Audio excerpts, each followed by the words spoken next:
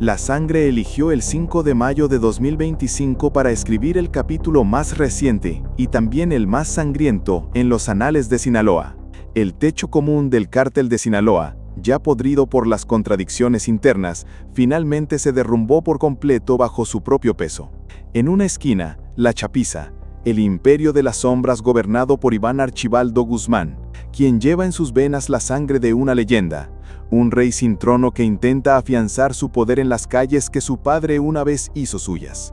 Su imperio es joven, brutal y arrogante, convencido de que el futuro les pertenece.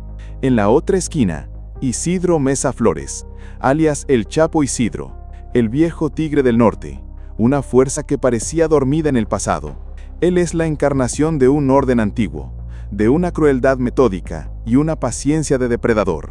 Había esperado, observando cómo crecía la arrogancia de los jóvenes de La Chapiza, esperando una grieta, un momento de debilidad, y ese día había llegado. Y entonces, como fantasmas convocados desde el infierno, aparecieron a plena luz del día.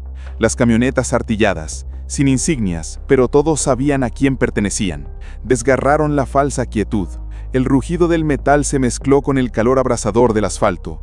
El humo de los cañones automáticos brotaba como el hálito de un dragón, ocultando el sol. Los gritos de los moribundos, los alaridos de los inocentes, las sirenas de las ambulancias que llegaban apresuradas para luego enmudecer, y los cuerpos que caían, convirtiendo las calles en un tablero de ajedrez de la muerte. Esto no era una guerra entre el cártel y el Estado. Era un espectáculo mucho más aterrador y primitivo. El cártel se estaba devorando a sí mismo. Una serpiente gigante girando la cabeza para morderse la cola, en una convulsión frenética de poder y aniquilación. Y en medio de ese diluvio de violencia, la sociedad civil, la gente sin nombre ni rostro, se convirtió una vez más en rehén invisible. Se escondían debajo de las camas, en los armarios, entre oraciones entrecortadas y un miedo que se había arraigado en la médula ósea durante generaciones. ¿Dónde estaba el gobierno? ¿A dónde se habían ido las promesas de seguridad, de un pacto para proteger al pueblo? La batalla por el alma de Sinaloa había comenzado oficialmente, pero esta vez la partida tenía un nuevo jugador, uno que no estaba en ningún bando, que no seguía ninguna de las reglas del AMPA, uno que lo había observado todo, desde detrás del telón, en el silencio de la tecnología y la frialdad de la estrategia. ¿Estás listo para conocer el nombre del hombre que rompió el equilibrio del terror? 12:46 p.m. El tiempo pareció detenerse. Bajo el sol abrasador de Sinaloa, un convoy de la muerte de 14 camionetas Tacoma, reforzadas con placas de acero artesanales y con torretas de ametralladoras amenazantes montadas en el techo, rasgó la carretera desde el sur de Badiraguato, dirigiéndose directamente a la yugular de Guamuchil. No llevaban insignias, ni símbolos, solo sicarios encapuchados, ojos sin alma ocultos tras tela negra y cañones listos para escupir fuego. Pero toda la ciudad contuvo la respiración. Sabía en quién venía. Eran los hombres de Isidro. El ataque no fue un tiroteo prolongado, fue una cirugía brutal. En solo unos minutos, 5 casas de seguridad clave, los minicerebros que dirigían las operaciones de los lugartenientes de Iván Archibaldo, fueron arrasadas por el poder de explosivos improvisados. Las ensordecedoras explosiones resonaron, seguidas de nubes de polvo de ladrillo que se elevaban hacia el cielo como tumbas instantáneas. En una de esas casas, en la concurrida calle Aquiles Cerdán, entre los escombros aún humeantes, se encontró una computadora portátil carbonizada. La pantalla estaba rota, la carcasa deformada, pero el disco duro interno, por algún milagro, aún conservaba parte de sus datos. Y ese era el corazón del ataque. Más tarde, los expertos recuperaron fragmentos de una nómina detallada, rutas de narcotráfico transnacionales y, más importante, los nombres de los informantes. Se creía con certeza que esta información había sido filtrada por un infiltrado, una rata que había estado royendo el barco de La Chapiza desde adentro. Este golpe no solo fue territorial, fue una puñalada directa al símbolo de la lealtad. Las balas no solo atravesaron los muros de ladrillo, sino también la invisible estructura de poder que había mantenido unido al cártel durante años. La traición ya no era un rumor, se había materializado. Múltiples cámaras de seguridad de las tiendas a lo largo de la calle grabaron una escena increíble. Los vehículos que lideraban el convoy de ataque de Isidro eran escoltados por los mismos hombres que solo unos días antes llevaban los chalecos e insignias de La Chapiza. Rostros familiares ahora eran enemigos. Fractura interna. Deserción estratégica. Lo que muchos habían considerado una simple disputa entre viejos capos, ahora revelaba grietas profundas e irreparables en la lealtad del cártel. El pánico se extendió más rápido que el fuego. En la colonia Las Delicias, un barrio pobre, una joven madre no tuvo tiempo de correr. Cuando sonaron los disparos, solo pudo usar su cuerpo para proteger a sus 2 hijos pequeños, obligándolos a tirarse al suelo sucio. Afuera, el plomo llovía como una tormenta de metal, destrozando las delgadas paredes, haciendo añicos las macetas y clavándose en la carrocería de los coches viejos. Cerró los ojos, murmurando una oración, sintiendo cada bala que impactaba en la pared detrás de ella como un puñetazo.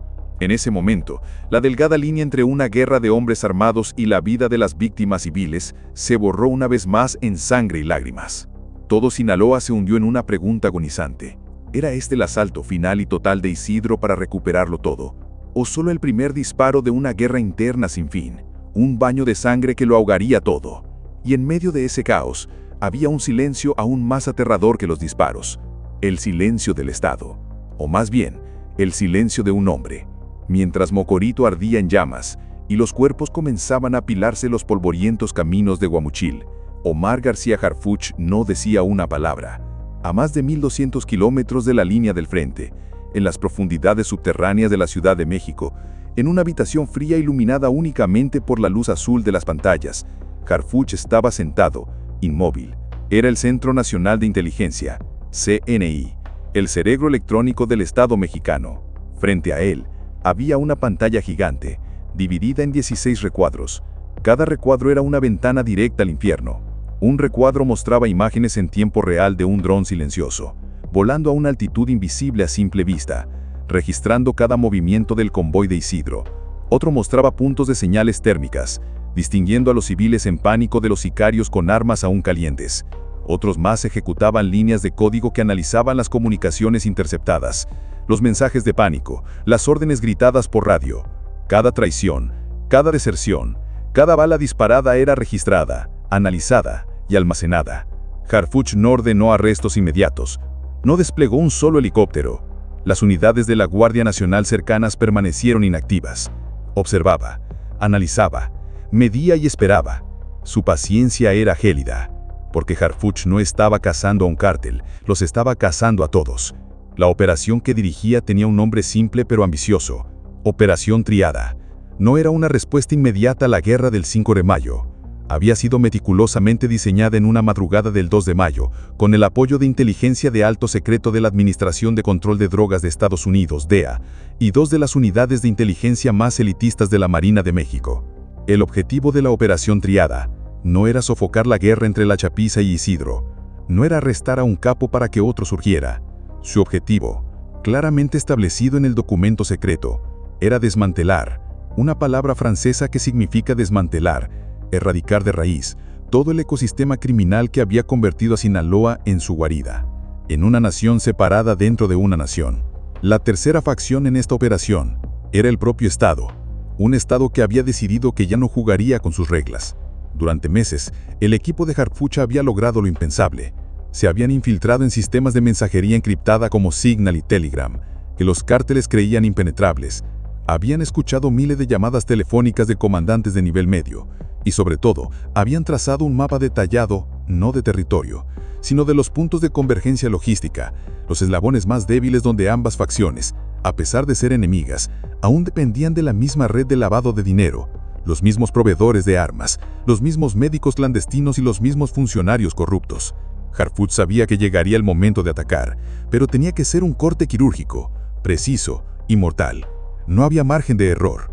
En el silencio absoluto de la guerra en curso, decenas de agentes encubiertos del CNI se habían infiltrado silenciosamente en posiciones estratégicas.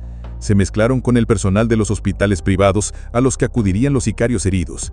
Trabajaban en los talleres mecánicos que blindaban los vehículos del cártel. Monitoreaban las posibles rutas de escape fuera de la ciudad. Cada movimiento en falso, cada decisión de pánico de las facciones, Harfuch lo sabría antes de que sucediera. Esta no era una persecución ruidosa con armas de fuego. Era una cacería de intelecto, de precisión absoluta. Porque Harfuch entendía una profunda verdad del poder.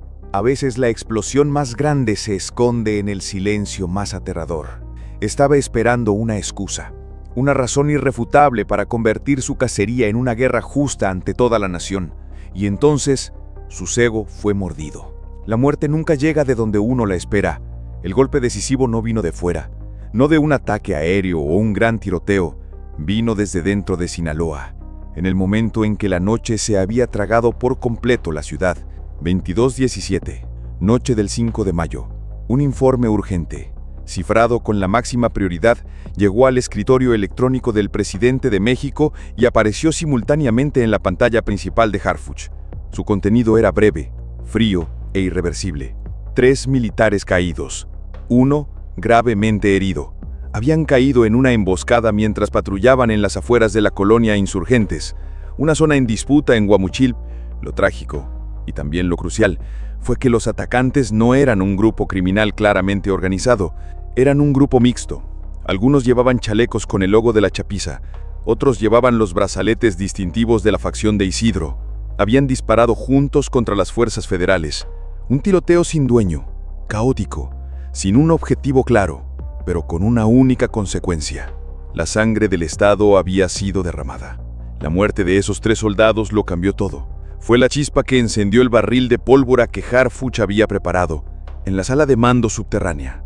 Harfuch, que hasta ese momento había mantenido una compostura de monje, vio su oportunidad tan clara como el cristal. Esta era la excusa que había estado esperando. El problema ahora no era solo intervenir. El problema era cómo justificar ante el país y el mundo la ocupación militar de todo el corredor estratégico Mocorito-Guamuchil. La muerte de los soldados había convertido la guerra de los cárteles en un ataque a la soberanía nacional. 23:03. El mensaje de Harfuch fue enviado a todo el Gabinete de Seguridad Nacional. Tenía solo 6 palabras, pero su peso era suficiente para sacudir a una nación entera. Incursión autorizada. Activar protocolo federal. Horas después, cuando los primeros rayos del amanecer del 6 de mayo intentaban atravesar la noche, fueron desgarrados por el rugido de las hélices. 3 helicópteros Black Hawk, monstruos de hierro negro equipados con visión nocturna y ametralladoras pesadas, sobrevolaban la sierra como bestias prehistóricas de caza. Su sonido no solo era ruido, era una declaración, una imposición de poder desde el cielo. Desde los cuarteles militares en la fortaleza cercana, 8 tanquetas Sandcat, los puños de acero de las fuerzas especiales, comenzaron a rodar sobre el asfalto, aplastando el silencio de la madrugada.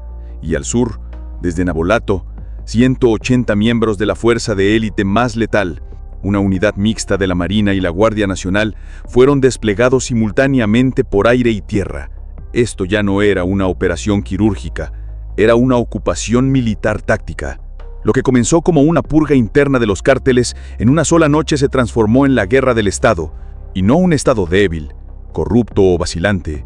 Este era un Estado liderado por un hombre que no venía a negociar, que no venía a conciliar, venía a desmantelar toda la estructura. En Guamuchil, antes de que saliera el sol, el zumbido agudo de docenas de drones de reconocimiento rompió el silencio entre cada camino, cada callejón de tierra. Las ventanas de las casas se cerraron de golpe, los niños comenzaron a llorar, pero esta vez el terror no venía de las camionetas de los sicarios, venía del cielo, venía de los soldados uniformados, venía del propio Estado que finalmente había decidido reclamar lo que le habían arrebatado durante décadas. Ya nadie es intocable, dijo Harfuch en una reunión secreta por video con los altos mandos militares. Su voz no tenía emoción. Hemos pagado un precio demasiado alto para llegar aquí. No nos iremos sin limpiar cada rincón, cada ladrillo. Para los cárteles fue una emboscada legal, una trampa perfecta en la que ellos mismos habían entrado. Para el pueblo, fue un frágil rayo de esperanza envuelto en el rugido de los motores y el miedo a un poder aún mayor que el de los cárteles. Y para el gobierno federal, fue la tormenta perfecta para hacer lo que siempre habían temido: militarizar por completo las plazas tomadas por el narco, con la aprobación tácita de un pueblo demasiado cansado de esconderse. Pero una pregunta ardía como la pólvora en los pasillos del poder en la Ciudad de México. ¿Podría Harfuch mantener esta ofensiva total sin despertar inadvertidamente a demonios aún mayores? Demonios que dormían dentro de las propias instituciones del Estado. 3:41 de la mañana del 6 de mayo. Los primeros disparos del nuevo día no vinieron del cártel, vinieron del Estado. La operación, con O mayúscula, había comenzado oficialmente. Las fuerzas especiales no tocan a la puerta, la derriban.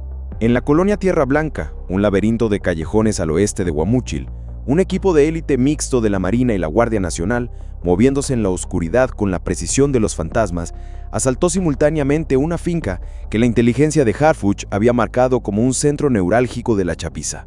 No gritaron policía, simplemente actuaron. El portón de acero fue volado por una carga de C4.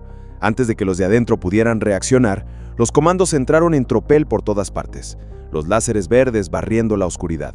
El enfrentamiento, si se le puede llamar así, duró apenas unos segundos. 14 sicarios fueron abatidos. Algunos todavía dormían en sus hamacas.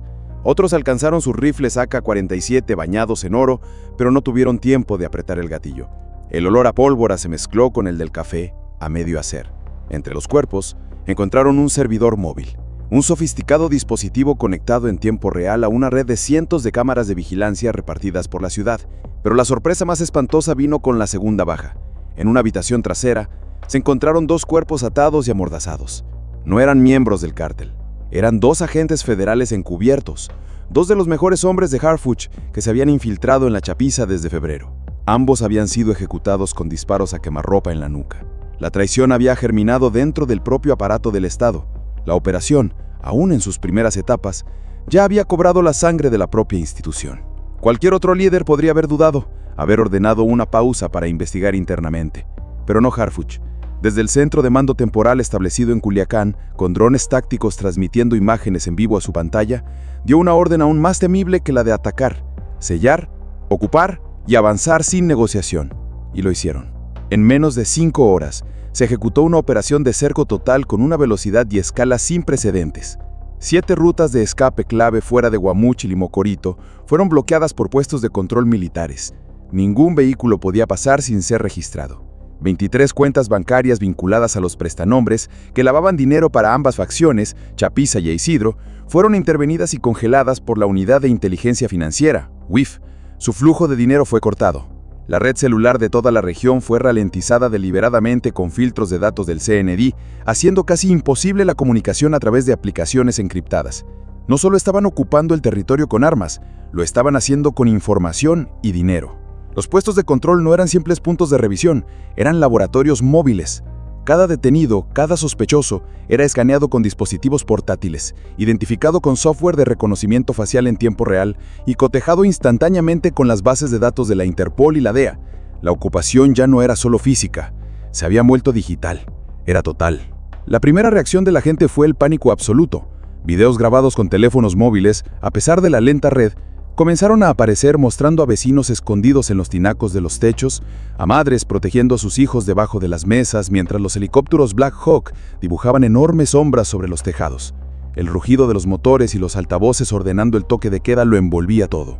Pero entonces, en medio de ese miedo, surgió algo inesperado. Aplausos. Desde una pequeña casa en la zona industrial, una familia se atrevió a colgar una sábana blanca en su balcón. Sobre ella, con pintura roja, habían escrito un simple mensaje. Ya era hora. Gracias, Harfuch. El mensaje era claro. La gente estaba harta, exhausta del reinado del cártel, pero todavía desconfiaban del Estado. En la única conferencia de prensa apresurada a las 10 de la mañana, un portavoz de la Secretaría de Seguridad y Protección Ciudadana, SSPC, declaró con voz de acero: esto ya no es una operación, es una intervención estructural. La violencia no se negociará, se erradicará. Sin embargo, en cada esquina, en cada calle donde una patrulla blindada detenía un coche civil, en cada rostro tembloroso de un padre frente a un soldado uniformado con un rifle apuntándole, surgía otra pregunta, más incómoda, más profunda. ¿Hasta dónde llegará el Estado cuando ya no quede nadie contra quien luchar? Porque la orden estaba dada, no había marcha atrás, y lo que antes era el feudo del cártel, ahora se llamaba territorio bajo control federal. ¿Pero a qué precio? ¿Y quién garantizará que el poder que limpia hoy no se convertirá en la nueva sombra opresora de mañana?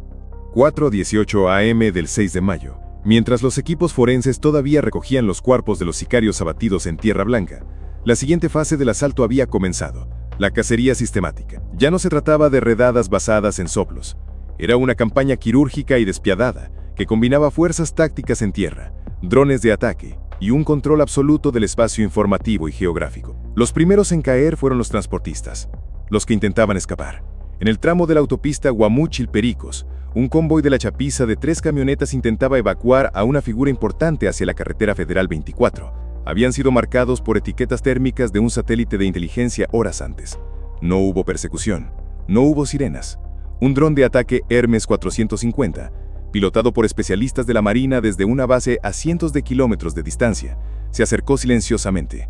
Disparó un único misil guiado por láser con precisión quirúrgica al compartimiento del motor de la camioneta blindada que iba en cabeza. El vehículo explotó en una bola de fuego, bloqueando la carretera. El resto del convoy, atrapado, fue capturado por una unidad de fuerzas especiales que ya estaba emboscada en el camino de terracería de las Trancas. No hubo supervivientes. Con insignias, eran fantasmas armados, pero la tecnología los había desnudado. Simultáneamente, otras 12 casas de seguridad, meticulosamente mapeadas por la inteligencia durante meses, fueron asaltadas sin previo aviso. En una casa en la calle Aldama, con fachada de tienda de abarrotes, se incautaron documentos militares clasificados, uniformes falsos de la Guardia Nacional y una maleta llena de sobres de nómina mensuales, con los nombres de agentes de la policía local. En otra casa en la colonia Las Fuentes, de apariencia modesta, había un centro de comunicación encriptado con servidores satelitales conectados a nodos en Guadalajara y Tijuana.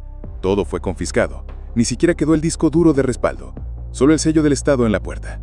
Propiedad asegurada, SSPC. El mensaje era claro. La chapiza se había infiltrado en el sistema, pero ahora el sistema se estaba volviendo contra ellos para purgarlos. Los sicarios que, durante años, habían actuado como los amos del territorio, ahora huían hacia los campos, hacia las colinas. Abandonaban sus armas, sus radios e incluso granadas sin detonar. El pánico había llegado a su punto álgido. En las frecuencias de radio interceptadas, se escuchaban grabaciones desesperadas de sicarios que intentaban pedir ayuda a sus superiores, pero nadie respondía. Nos abandonaron, jefe. Cortaron la comunicación. ¡Patrón, conteste!, dijo uno antes de que la línea se cortara para siempre por el disparo de un francotirador. Las operaciones no se limitaban a la confrontación directa. Harfuch había olvidado una lógica de cerco total. Sellar las entradas y salidas con puestos de control móviles. Neutralizar cualquier señal bancaria o transacción criptográfica vinculada a las cuentas del cártel. Eliminar los nodos logísticos, como casas de cambio, farmacias fachada que suministraban precursores químicos y empresas de transporte asociadas. Todo se ejecutó de forma sincronizada, con precisión de minutos, como si siguiera un guión invisible redactado años antes. Las cifras eran escalofriantes. 50 sicarios abatidos en 36 horas, y un detalle aún más aterrador.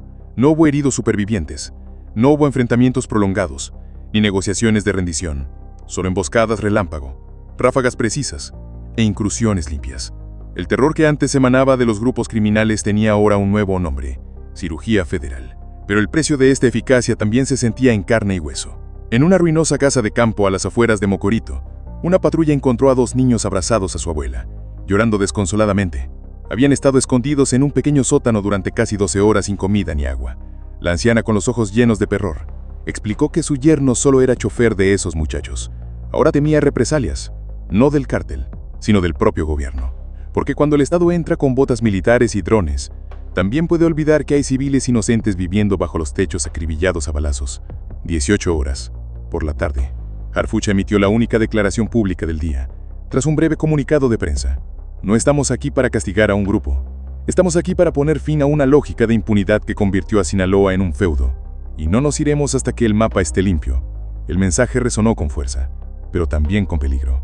Porque cuando se limpia con tanta fuerza, también se puede romper lo que aún está intacto. Y entonces surgió la gran pregunta, como una sombra que nadie quería mirar. ¿Quién remendará la paz después de que la violencia simplemente haya cambiado de manos?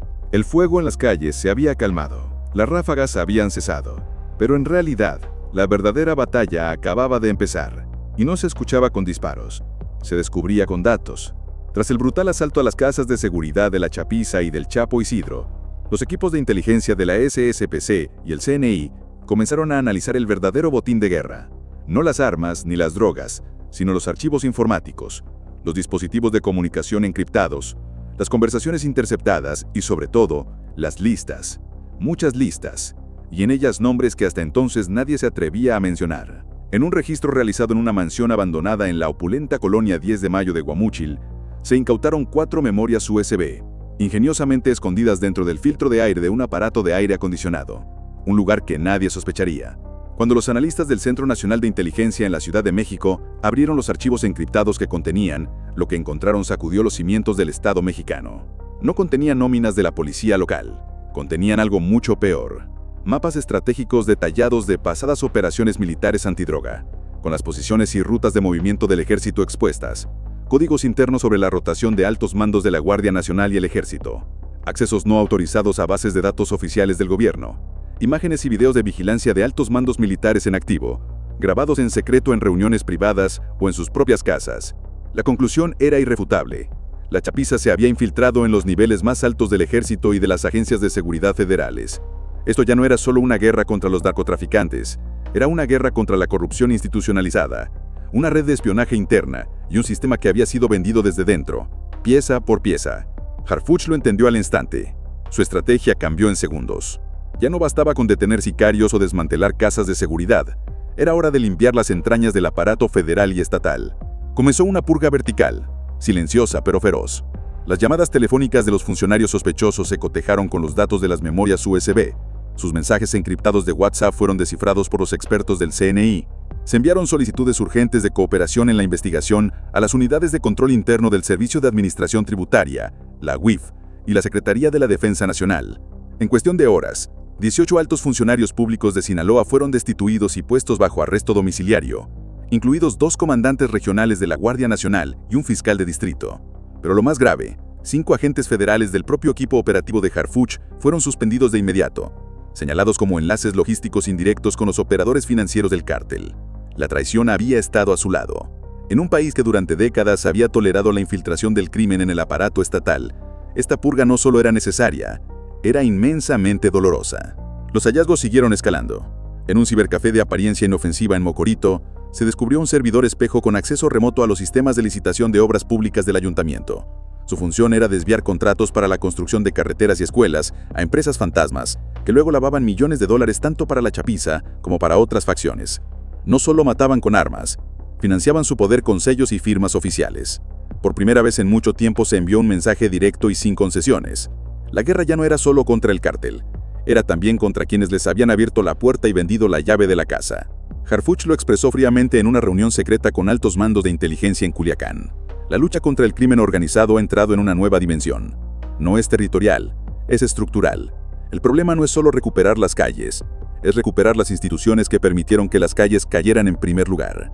Y mientras la gente veía pasar los tanques y los helicópteros patrullar el cielo, una dolorosa verdad comenzó a filtrarse en su conciencia como una herida incómoda. El narcotráfico no existía solo por la fuerza de sus armas. Existía y prosperaba gracias a la complicidad de aquellos que habían jurado combatirlo. La pregunta ahora era, ¿podría el Estado mexicano soportar una purga tan profunda y dolorosa sin que su propia estructura se derrumbara? ¿Y cuántos nombres más seguían ocultos en los pasillos del poder, esperando a que pasara la tormenta?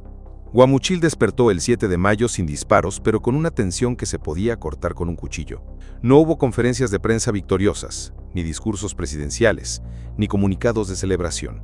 Solo convoyes de tanques, vehículos blindados y soldados con miradas impenetrables patrullando barrios vacíos, como si el propio aire estuviera bajo toque de queda. La oposición no se derrumbó con una gran explosión. Se desintegró en silencio. El primer signo del colapso fue táctico. Las rutas de escape tanto de la Chapiza como de Isidro habían sido completamente comprometidas y neutralizadas. 2:11 a.m. Una unidad de reconocimiento de la Sedena interceptó una camioneta blindada que se dirigía al sur de Angostura. Dentro no había drogas, solo documentos. Documentos con códigos de circulación militar, horarios de rotación de los convoyes de la Marina y una lista de médicos, contadores y abogados que habían colaborado en secreto con la red de Iván Archibaldo. Era el último hilo de un aparato logístico en plena huida. Desde la sierra de Badiraguato, no hubo ninguna respuesta. El Chavo Isidro, famoso durante años por su capacidad de represalia brutal y rápida, no movió un dedo. No por falta de recursos, sino por miedo, por cálculo. Porque el mensaje de Harfuch era demasiado claro. Esto no era una guerra, era una erradicación. Ya no quedaba nadie a quien dar órdenes ni lugar a donde huir. Las casas de seguridad estaban ahora vacías. Las líneas de radio estaban cortadas. Las armas abandonadas, enterradas o destruidas por los propios mandos medios antes de escapar. Incluso los halcones, los adolescentes que solían vigilar desde los tejados, ya no aparecían. Sus teléfonos estaban apagados. Sus familias habían desaparecido. Toda la red se había desintegrado como ceniza en la lluvia. En la colonia Évora, soldados de la Guardia Nacional encontraron una pizarra blanca dentro de un salón de belleza cerrado. En ella, escritos con rotulador, estaban los detalles de los pagos semanales a la policía local, a los médicos de guardia en el hospital, e incluso a los psicólogos que creaban perfiles falsos para justificar ingresos hospitalarios de miembros del cártel. En la parte posterior de la pizarra, había fotos de agentes federales sospechosos, algunos tachados con tinta roja.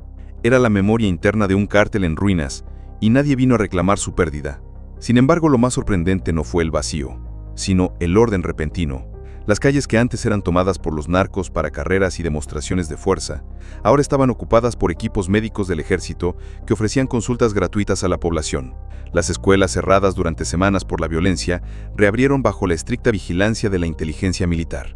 Se había establecido un nuevo orden, un orden frío, sin aplausos, ni vítores, ni propaganda, solo control absoluto.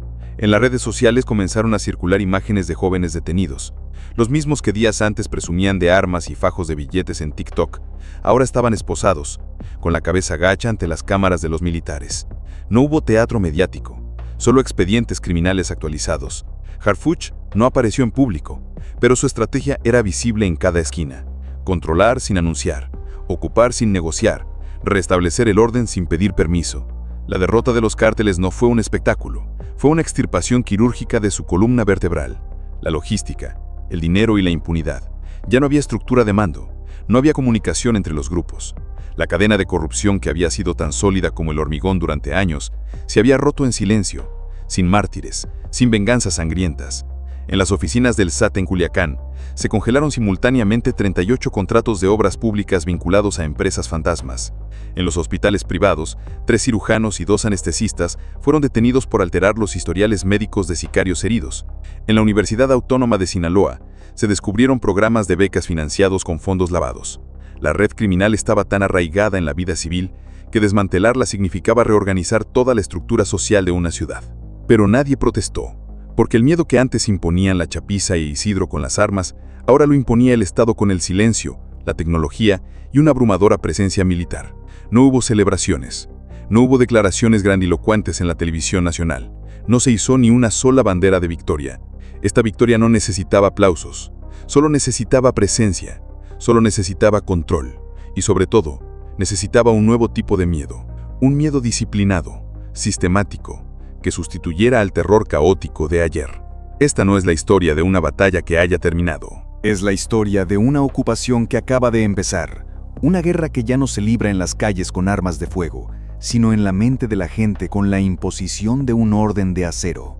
La leyenda del narco, de los capos intocables, ha muerto, pero sobre su tumba está creciendo un poder aún más formidable, aún más completo. La pregunta ya no es si los cárteles volverán. La pregunta ahora es, cuando el Estado se ha convertido en una máquina de guerra perfecta, ¿sabrá la gente todavía cómo vivir en libertad? Esta es la crónica de aquellos días, del silencio que sustituyó a los disparos, y del hombre que lo orquestó todo, Omar García Harfuch. En lo alto de un edificio administrativo en el centro de Guamúchil, donde apenas una semana antes había un campo de batalla, un francotirador de las fuerzas especiales yace inmóvil. Su respiración es regular, fría. A través de la mira óptica de su rifle Barrett M82, el mundo se reduce a un círculo perfecto. No busca un objetivo. Él es la presencia. El sol que se refleja en el cañón de su rifle es un mensaje de poder más fuerte que cualquier declaración.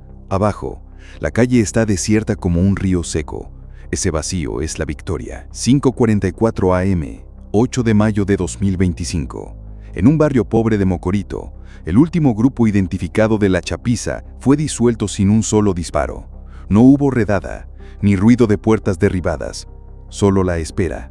3 hombres, delgados y desesperados, salieron de una casa de adobe con las manos en alto.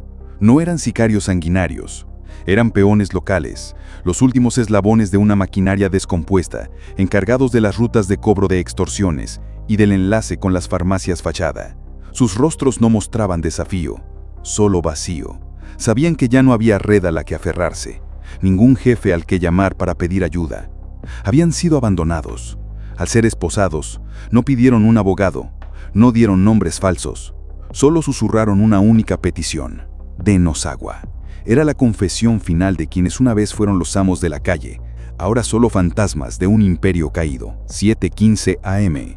Un convoy de vehículos blindados Sandcat de la Guardia Nacional rueda por la carretera federal 300 en dirección a Angostura. No encuentra ninguna resistencia, ni minas, ni emboscadas, solo niños con mochilas a la espalda, campesinos delgados que van en bicicleta al campo, y miradas que se clavan en el suelo al paso del convoy. Un silencio reverencial y temeroso. Allí, a la entrada del pueblo, el enorme letrero metálico que antes anunciaba el poder de la empresa, un eufemismo para el poder del cártel, ha desaparecido. Solo queda un marco de hierro quemado. En su lugar, se ha colgado una lona blanca, con letras rojas como la sangre, frías y definitivas. Zona asegurada. No pasar sin autorización federal. La ocupación se había completado. Guamúchil y Angostura. El triángulo de oro del poder del narco en la región ya no pertenecía a ningún cártel. Ahora eran bastiones de otra estructura, otro orden. El orden del Estado federal dirigido por Harfuch. Sin embargo, no había júbilo en el aire. Los comerciantes reabrieron sus tiendas, pero sin música festiva. Los mercados ambulantes comenzaron a operar, pero nadie gritaba para anunciar sus productos. Las escuelas reabrieron, pero en las paredes todavía había innumerables agujeros de bala como cicatrices imborrables. Y en las aceras, las manchas de sangre seca se cubrieron con una capa de cal blanca, como un vano intento de borrar la memoria. La guerra no solo dejó silencio, sembró una nueva semilla, la desconfianza. Donde antes la gente temía las camionetas de los sicarios encapuchados, ahora desconfiaban de las patrullas de soldados con insignias limpias y miradas impasibles. Donde antes se escuchaban los rifles Kalashnikov, ahora solo se oía el crepitar de las radios encriptadas y el paso firme de las botas militares. El reino del narco había terminado, pero la vigilancia total apenas comenzaba. Para Harfuch, la victoria no se medía en emociones, se medía en datos. Desde el centro de control temporal instalado en el antiguo edificio del DIF municipal en Guamúchil, un acto simbólico, convirtiendo un centro de bienestar social en un cerebro de guerra, Harfuch supervisaba su maquinaria. No miraba por la ventana, miraba las pantallas.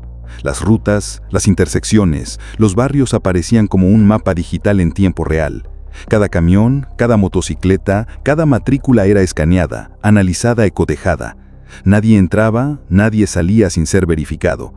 El Estado había recuperado el territorio, sí, pero bajo un nuevo principio, una nueva doctrina, ocupación permanente y control absoluto. La base de datos de la Fiscalía General de la República presentaba un acta de acusación devastadora para el antiguo imperio. 124 detenciones confirmadas en 96 horas. 41 cuentas bancarias clave congeladas, cortando el sustento financiero. 26 empresas fantasma cerradas por lavado de dinero. 13 estructuras legales y contables que habían ayudado al cártel a legalizar sus crímenes, completamente desmanteladas. La red de poder que había sostenido el imperio de Iván Archibaldo durante años se había reducido a montones de papel mojado y teléfonos desconectados.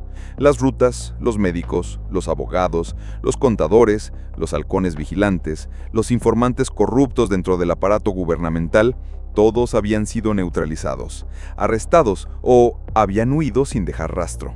Y lo más asombroso, ni una sola palabra de protesta. Ni siquiera Isidro, el viejo tigre del norte, había emitido una sola amenaza desde la última vez que fue visto en San José del Llano. Había desaparecido, como si se lo hubiera tragado el mismo silencio que Harfuch había creado. El miedo había cambiado de dueño. Ya no provenía de criminales impredecibles, provenía de un Estado metódico, sistemático e implacable. Para muchos, eso lo cambiaba todo. Las iglesias seguían abiertas, pero las misas se celebraban a puerta cerrada. Las radios comunitarias, que antes eran herramientas de propaganda de los cárteles, ahora inmudecían cada vez que pasaba un convoy militar. La prensa local dejó de hacer preguntas incómodas, porque en Sinaloa, todo mundo sabe qué se puede celebrar y qué se debe callar. La era del narco había terminado, no con una gran explosión, no con una ejecución pública o un video viral. Terminó como una tormenta que lo arrasa todo, dejando un cielo despejado, pero sin sol, frío y vacío. Un comerciante del centro de Guamúchil, en una breve entrevista con un periodista extranjero, resumió la tragedia de toda una generación en un susurro. Ya no hay disparos, es verdad, pero ahora vivimos en un silencio que pesa más que las balas. Aquí nadie ganó. Aquí solo hay... No terminó la frase. No necesitaba hacerlo. Lo que se derrumbó en Sinaloa no fue solo una organización criminal. Fue todo un sistema de creencias, una cultura que se había alimentado de sangre, dinero y desesperación. La leyenda del narco, de los capos que surgieron de la pobreza para convertirse en reyes sin corona, ha muerto. Su muerte no fue marcada por los últimos disparos, sino por la actitud de la gente. Antes, la gente miraba a los capos con una mezcla de respeto, miedo y resignación. Algunos saludaban a los sicarios como si fueran jefes. Los niños soñaban con tener camionetas imponentes y radios de comunicación. Las canciones que elogiaban a los capos, narcocorridos, sonaban en bautizos y bodas, convirtiendo el crimen en parte del patrimonio cultural. Ese ciclo cultural, ese sistema de normalización del crimen, se ha roto. Hoy, cuando pasa un convoy militar, los comerciantes no aplauden, no gritan, solo bajan la cabeza y se apartan en silencio. En el centro de Guamúchil, frente a lo que fue una casa de seguridad de la Chapiza, una anciana agarra con fuerza la mano de su nieto y le susurra: "No mires, no preguntes, solo camina". La transformación no es solo táctica, es emocional. Es una cirugía psicológica a gran escala. Cuando los sicarios, los halcones, los pagos de extorsión desaparecen y no hay reemplazo, ni anuncios, ni esperanza de resurgimiento, lo que queda no es resistencia, sino un vasto vacío, y ese vacío ahora es ocupado por el Estado. No un estado de discursos vacíos, sino un estado de acciones concretas, de ocupación sistemática, de vigilancia permanente. Un estado que no negocia, no retrocede y no pide permiso para quedarse. En ese contexto, la verdadera conclusión de la guerra no la firman Harfuch o el ejército, la firman las familias, las madres que en silencio han comenzado a permitir que sus hijos vuelvan a caminar solos a la escuela, los maestros que han comenzado a enseñar con libros de civismo en lugar de fingir que no pasa nada, las radios comunitarias que antes eran herramientas de propaganda, de los cárteles ahora enmudecen cada vez que pasa un convoy militar. La prensa local dejó de hacer preguntas incómodas, porque en Sinaloa todo mundo sabe qué se puede celebrar y qué se debe callar. La era del narco había terminado no con alguna escritura. Un letrero escrito a mano en una pequeña tienda de abarrotes en Mocorito lo dice todo, sin necesidad de firma. No queremos patrones, queremos empleos, salud y respeto. La leyenda del narco se sostenía no solo con armas, sino con la desesperación de una sociedad olvidada. Ahora, esa desesperación comienza a transformarse en una exigencia. Antes, la gente quería respeto y poder. Ahora quieren seguridad y estabilidad. Por eso el Harfuch empieza a ser visto como el liberador o un nuevo opresor. Pero de cualquier manera, es de su figura la que depende el futuro de Sinaloa. Harfuch lo entiende mejor que nadie. Un vacío de poder no puede llenarse solo con uniformes y patrullas. Si no, solo será tierra fértil para que crezca otro tipo de maleza. La violencia solo se derrota de verdad cuando se sustituye por el futuro. Por eso, incluso antes de que terminara la campaña militar, su equipo había iniciado una iniciativa sin precedentes: el Programa de Sustitución Social. Un programa mediante el cual los recursos y bienes confiscados al crimen organizado no irían a las arcas federales. Se destinarían directamente a la reconstrucción de la infraestructura comunitaria en el mismo lugar donde fueron arrebatados. La primera acción fue profundamente simbólica: convertir una antigua casa de seguridad de la Chapiza, que había sido un centro de tortura y planificación de asesinatos, en un centro cultural para jóvenes. Las paredes manchadas de sangre fueron repintadas. Las habitaciones oscuras se equiparon con grandes ventanales. Ahora alberga talleres gratuitos de cine, electricidad, enfermería y música. La reconstrucción había comenzado, no con discursos, sino con acciones concretas. A esto le siguió un plan aún más ambicioso: Aulas sin miedo. En coordinación con la Secretaría de Educación Pública, el equipo de Harfuch lanzó un plan piloto en 70 de las escuelas más conflictivas de Sinaloa. El programa incluía reconstrucción estructural, reparación de escuelas, construcción de muros perimetrales, instalación de cámaras de seguridad, capacitación emocional, provisión de psicólogos para ayudar a estudiantes y maestros a superar el trauma, revisión de contenidos, erradicar la glorificación de la violencia en la cultura local e introducir materias sobre civismo, ética y derecho en el plan de estudios. Los resultados iniciales, aunque preliminares, fueron convincentes. Una encuesta reveló que el 56% de los estudiantes ya no mencionaba a los cárteles como modelos a seguir. El 40% de los padres participaba activamente en los comités de protección escolar y el 100% de los maestros entrevistados afirmó que por primera vez en años sentían un verdadero apoyo institucional. Esa es la verdadera victoria, no el número de sicarios abatidos, sino el número de niños que regresan a casa con mochilas en la espalda y no con miedo en el corazón. Sinaloa ha sido reconquistada. La leyenda del narco ha terminado, pero el desafío apenas comienza. La maquinaria táctica de Harfuch ha logrado imponer el orden. Pero, ¿es sostenible un orden mantenido por la vigilancia y el miedo? El vacío que dejó el cártel no puede ser llenado para siempre solo por soldados que no sonríen y programas sociales dirigidos por el gobierno. Debe ser llenado por una ciudadanía vibrante, crítica y organizada. Debe ser llenado por una justicia real, no solo por el castigo. Debe ser llenado por la educación y la oportunidad. El Estado puede ganar una guerra, pero solo el pueblo puede construir la paz. Esta historia no es solo de Sinaloa, es de todos los lugares donde la desesperación ha abierto el camino a la violencia. Este es el momento de decidir si queremos una patria gobernada por el terror, ya sea el terror del crimen o el terror del orden de acero, o una nación construida sobre la verdad, la justicia y la esperanza. La guerra por las calles ha terminado. La guerra por el alma del país apenas comienza. Y esa es la guerra más difícil.